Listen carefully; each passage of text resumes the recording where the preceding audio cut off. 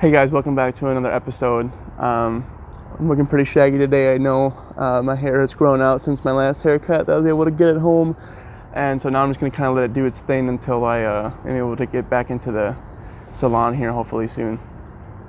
So today I wanted to talk to you guys about managing your expectations. Okay, I think that this is very important, and I want to talk about how it specifically applies to fitness, okay, and your fitness goals. Now, I think the first thing that people should be very consistent with is realism when it comes to their goals, okay? If you're like, okay, I'm gonna lose 30 pounds in a month, that's not gonna happen, okay? Unless you starve yourself and go through completely unnecessary struggles, you're not gonna get anywhere near that, you know?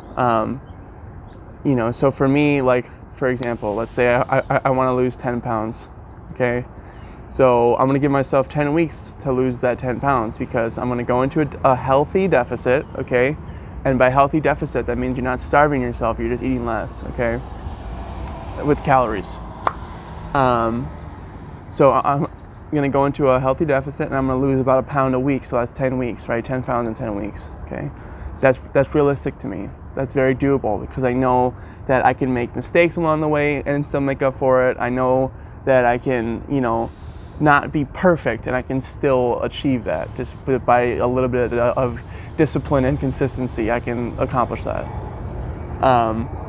So a lot of times people set goals for themselves in fitness that are just completely unrealistic, and they end up failing at those goals, and they feel defeated. They feel like let's wait for this plane.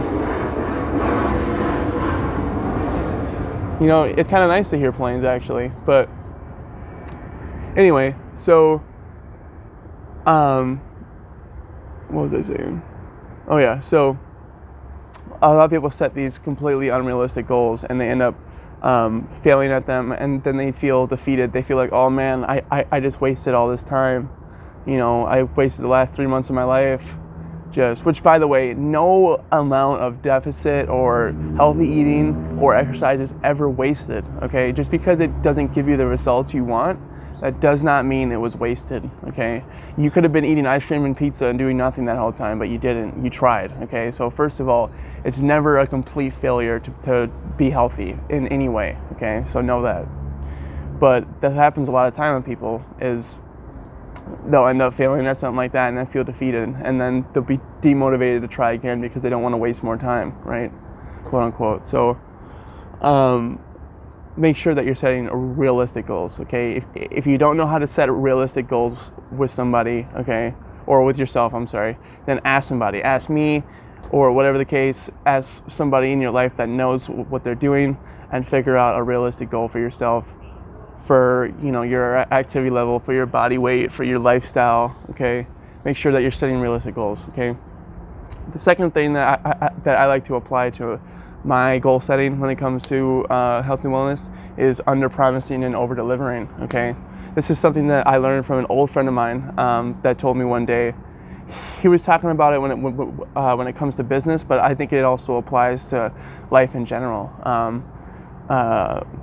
If you under promise with yourself but you over deliver, it always feels good. Like let's say I want to lose that 10 pounds in 15 weeks, but instead in that 15 weeks I lost 13, 14 pounds, okay? That's awesome. That feels really good. I beat my expectations, but that's always a good feeling. No matter what kind of spin you want to put on it, that always feels good.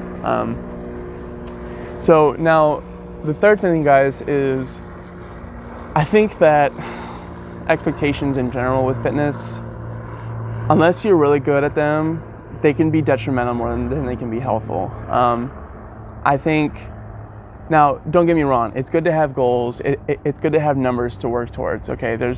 Don't twist my words, that's not what I'm saying. But what I am saying is that I think a lot of people make the mistake of going into it with all of these specific goals lined up instead of realizing that the real goal is a lifestyle change, okay? And this is something that I was actually just talking about with my client the other night. Because she was saying how she was worried about what the numbers are going to say when she goes into her weigh-in at the end of the month this month. And I told her, I'm like, look, the best thing that you can do for you and your mental health is to understand that the steps that you're taking right now in terms of the discipline, the consistency, the healthy eating, the change in lifestyle, okay? Those are all W's. Those are all wins, okay? Those are all things that you can already pat yourself on the back for, okay? You've already done all these things for yourself that you've never really done before, and that's huge, okay? So if you hop on that scale and you don't see the exact number that you think that you're gonna get, don't worry about it.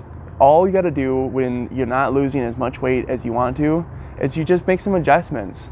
Maybe you could be eating a little better, maybe you could be eating a little less, okay? But it's not the end of the world. It's not like, oh, if you hop on this scale and the numbers aren't right, you're screwed and there's nothing you can do and you might as well just give up. No, that's not the case, okay? The reality is that the lifestyle change in general, exercise, healthy eating, and calorie deficit, okay?